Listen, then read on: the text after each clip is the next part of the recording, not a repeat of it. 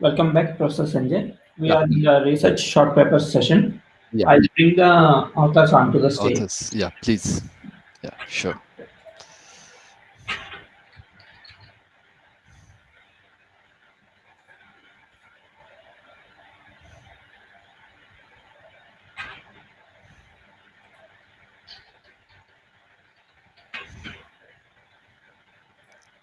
Yeah, so welcome, Harish. You can share your screen, Sure, the presentation. sure. Rajesh, you will share the screen so that you can continue. Yeah, Sure.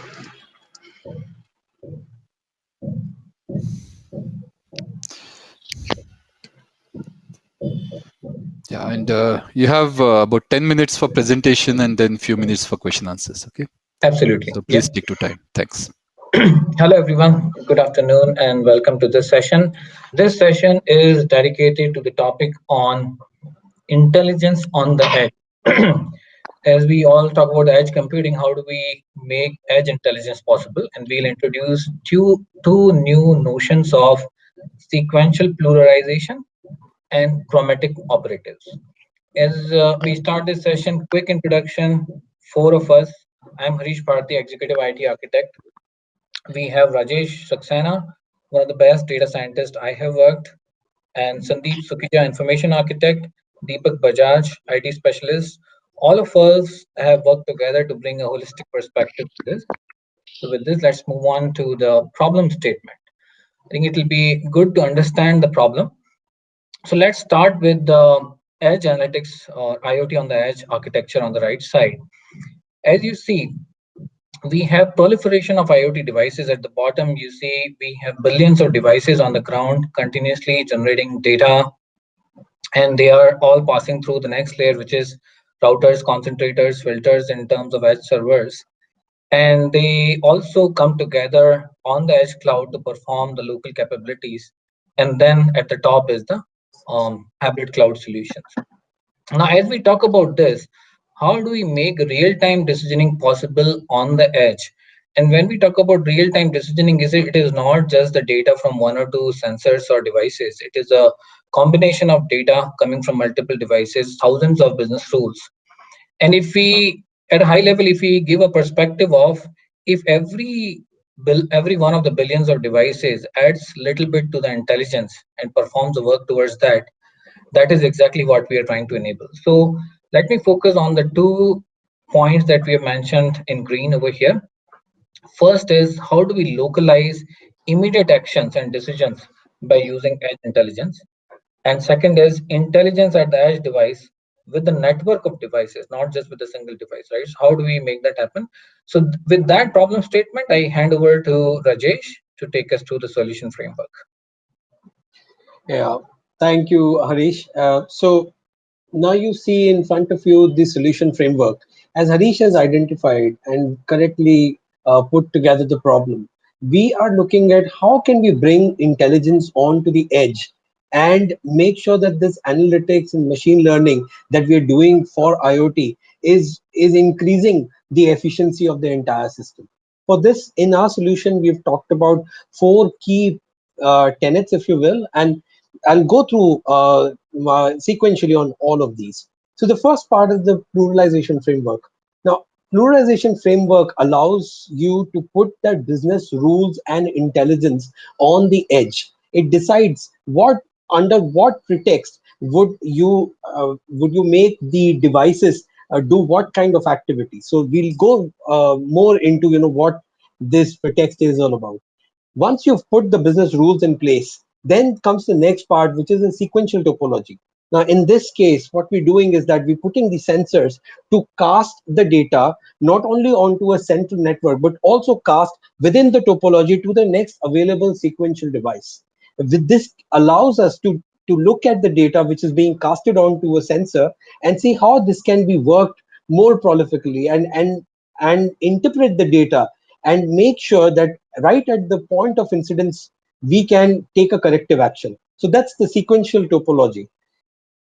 How do we take that corrective action is where the chromatic operative comes into picture. So chromatic operative would take the data which is available. Now, this is written into the extension header, and it would identify this data, work through this, interpret it, and then uh, invoke the right act. And that is what we're talking as the control colors. So you could think of, red, amber, green, but we're not restricting to these discrete states. We're talking about a fuzzy logic where you could have multiple facets of the actions that you need to take on, right? So that's where the control action takes into picture. So how do we go about doing this? We talked about the sensors, the sequential cast. So there are three ways in which we get this thing done. Number one is the bit padding, through which the data is written by a sensor within its extension header. And number two, the extension header itself, which would take the data not only to itself, but also the data which has been cast to it under the sequential topology. And then the chromatic operative takes on to identify what kind of business rules should be inflicted for this aberration in the data, right? So if you have a data which is going beyond, and Harish took the example of SCAPA, where if there is a transformer which is getting heavily loaded and that control values have come onto a sensor, it would be able to buy time by exactly identifying this is the control action that I need to take, and this is how we bring the business intelligence right onto the edge. So we'll go a step further and understand this from a process point of view. So imagine now these sensors which are in this sequential topology, and they are taking all this incoming stream of data. This data would then be split and pushed into resilient data sets. These RDDs, as we call them, would then be parsed. Multiple complex events can now be triggered under the pluralization framework. They are sorted, and within the first gamut or the first epoch of the state of this RDD, you have already identified and interpreted the data. In the next epoch, as you move forward, the chromatic operative would then take the control action which is required for that business operator. So given that all the RDD is sitting in the memory itself, it increases the ability to move faster and reduces the turnaround time, right? So that's the pluralization process, if you will. To establish this experimentally, what we did is that we set up an experimental verification, and please take this as a referential verification. So here, and if I can use marker, you would see that we've set up say 4 single bit sensors and single bit registers.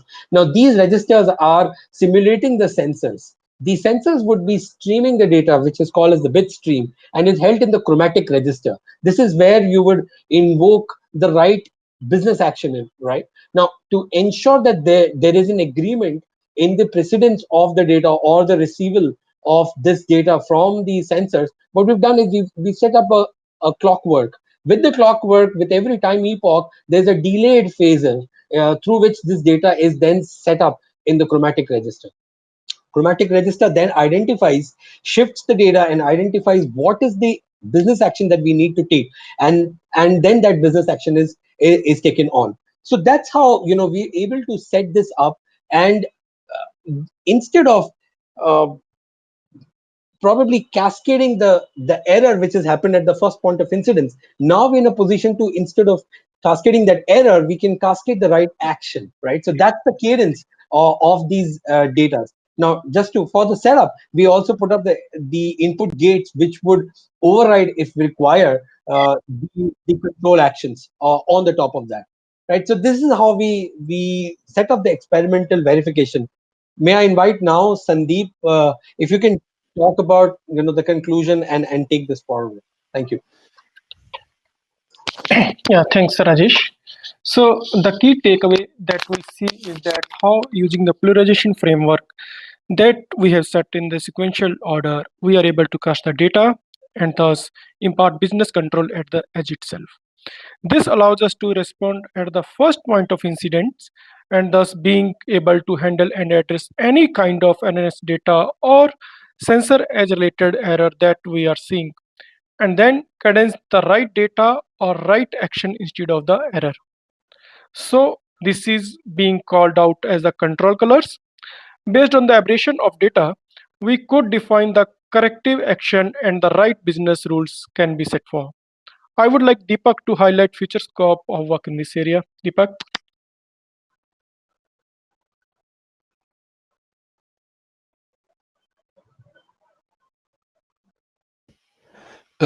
Yeah, if I think he's facing some problem, you can go ahead. No problem. So, Sure, if no maybe problem. I can just cover that. Thank you. Yeah, quickly, please. Yeah. Certainly. So the future work. So as you would see that, the entire thing was set up in a single dimensional way. We see the future work comes in the point of the multi-dimensional way. So what restricts us to be sequential, we can probably egress this into multi-dimensional work and set up time-preserved multi-regional setup. So that's one way of doing it. We could egress it into multi-dimensional cast of lattices, and which is what we thought about. And then if you can build these into smaller parts of processing logic and processing blocks, then they could orchestrate themselves into a larger workflow. So that's some more future work. And I think with this, we would want to open this up for Q&A. Thank you. Yeah. So thank you, Harish, Rajesh, Sandeep, and Deepak. Yeah, we have probably quickly just one or two questions. We are little running over time. So let me see if any questions are there in the questions tab. Nothing so far. As we wait for the question, Sure. one point I want to call out is the concept of chromatic pluralization gives us a very diverse or rich set of capabilities, because each color can have different intensities and different shades, and that itself indicates the health of the various devices and the edge. Sure. Thank you, actually. Yeah. So I think I didn't see any questions. So if you have any questions, you can probably ask the authors later after the conference. We'll have these tables around in the launch, right? So let's move on to the next paper. I request the host to bring the new speakers. So this paper is by Hemant Kumar, Karthik VR, Maithili Nair from Vellore Institute of Technology, Vellore, and MS Ramaiah Institute of Technology. The topic is Federated K-means clustering, a novel edge-based AI approach for privacy preservation. Okay.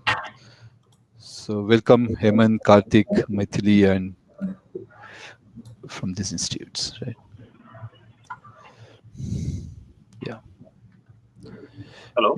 Yeah. Hi, Hemant. Yeah, welcome. So you can share your screen. Yeah, if you are presenting. I just want to wait for Karthik and Maithili to join. Yeah, who is going to present the screen? They're coming on the way. Yeah, they're coming. Fine. Yeah. I'm going to be sharing the screen. Just, yeah, you can share actually. You can start sharing. Yeah. Yeah. You can sure. keep it ready. Yeah. By the time they come.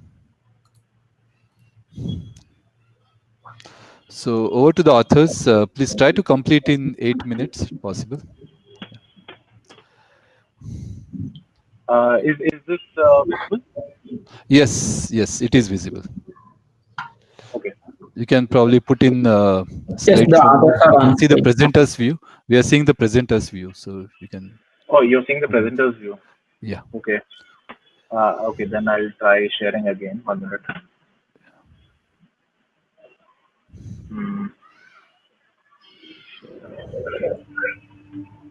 Dr. Maithili, can you accept the invitation to come on stage? Okay. Yeah. This is coming normally? Yes, now it's coming properly. Yeah. Please go ahead. Yeah. Over to you. Hello? Yeah. It is coming properly. Please go ahead. Yeah. Okay. I'm able to hear. Okay. Sure. Sorry. Yeah. I'll start now. Hello, everyone. We are here. My name is Hemant, and we are here to present. I'm hearing an echo. Because of me, I'll go out. Okay. Yeah. Okay. One of you can just mute. Actually, yeah. Yeah. Can be there, but Sorry. just. Yeah. Okay. Sorry about that. Yeah. So I'll start now. Hi, everyone. My name is Hemant. With me are Karthik and Maithili. We are here to present a research short paper on the topic Federated K-means clustering, a novel edge AI-based approach for privacy preservation. So why do we say our approach is novel? As of this presentation, there is no published work on a vanilla version of Federated throughout this presentation. So first, let's take a look at a traditional machine learning setup. So consider any recommendation system like Netflix or Spotify or something like that. So they have a multiple devices, apps, websites, and whenever generating data on that device, they use that to inform the recommendation model. Currently, the most of these applications only use the device for the edge devices for recommendations, for running predicts on the model, and they don't do any training on the model itself. So as I said earlier, whenever the user data, you've seen a movie or something like that, the user data is generated on the device, and that is then sent to the server for training or updation of the model. And that updated model is then sent back to the devices. So the issues with a traditional machine learning setup such as this is, as I said earlier, privacy preservation, which would be that the user data is being sent to the server and this violates privacy concerns. Second is underutilization of edge computing resources. The edge devices nowadays, like even mid-range phones, have high-end GPUs, a lot of RAM, but machine learning applications still don't utilize the full power of this by only doing at best inferencing and no training on edge devices. So this is where federated learning comes in. So as I said earlier, these devices, they all have local device models on them. And when user data is generated, as shown earlier, instead of going to the server, it is used to update the local device model itself. And periodically, the server issues federation requests to fetch the local device models from the devices, and model averaging is performed on these devices to get the updated device model. Once that model is generated, it is sent back to the devices, and that is used to update the local device model. Moving on to the related work and literature survey part. These three papers that are here, this federated learning paradigm itself was introduced by Google. The third paper here is actually the main basis for all of this. The main research gap that we found was there was no implementation of a vanilla version of federated k-means, basically k-means clustering in a federated learning paradigm. Further on that, we tried to find papers that are in the k-means clustering space or in the federated learning space to try to take inspiration and to understand the correct work that has been done. Privacy preserving distributed k-means is one thing that we saw, but distributed k-means and federated k-means are completely different approaches to machine learning. The fifth paper here, the updation algorithm mentioned here, which is actually low rank matrix updation, that is what we've used for our local device model updation algorithm. Moving on to that explanation itself. So consider that this graph on the left is actually a local devices based model that has been there at a certain point of time. Now a new data point is generated on the device here, 3, as you can see. So now once the data point has been generated, we need to find which cluster this should belong to. So that's done with a distance to find the least distance. Once the least distance is found and the cluster is identified, we move on to find the sum of the data in the cluster by multiplying with the number of data points. And once that is done, we add the new data to it and divide by n+1 to give you the new updated average cluster. And as you can see, the cluster will move slightly to reflect the new data point being added to the knowledge base. One of the main things that is actually an open research area in any federated learning implementation is when to execute the federation step. In this paper, we have used a certain number of updates to be completed on each device to then execute the federation step. The reason we have used this is that we have in this setup, we have maintained the distribution of data across devices to be roughly uniform, and we waiting for a certain number of updates to finish is a reliable trigger in this case. Also, by having a certain number of updates complete, it would make the model updation more meaningful. Moving on to the central model averaging algorithm. So when the server issues a federation request, each device sends its local model to the server. Then all of those are added up and averaged over the number of devices that meet this criteria of completing our X number of updates. In our setup, we've used 50. This is a result of the data set size and wanting to complete a certain number of federation rounds. And then once the average value is obtained, that is sent back to the devices and that updates the local model that they have. This is similar to the animation that we showed before, where the k-means model is being used for inferencing and local model updates on the device itself, thus leveraging edge computing. Moving forward, this is our experimental setup. So for the purposes of this paper, we have used two datasets namely MNIST and EMNIST for evaluating the efficiency of this novel algorithm. Train set and test set are self-explanatory.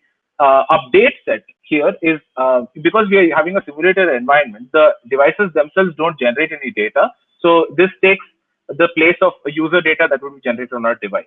So these splits are split over 50 devices, which we have considered here, and the trigger for the federation step to be executed is 50 updations on each device, and the number of federations now we've run is 5. Moving on to the result and analysis section, local device model updation results are shown in this slide and the next slide. What you can see here is these blue blobs correspond to the individual devices performance metrics. In this case, this is F1 score, precision, accuracy, and recall. Now, the red line that you see here, that is a K-means model that has been trained on the train set plus whatever data was added until the previous federation step.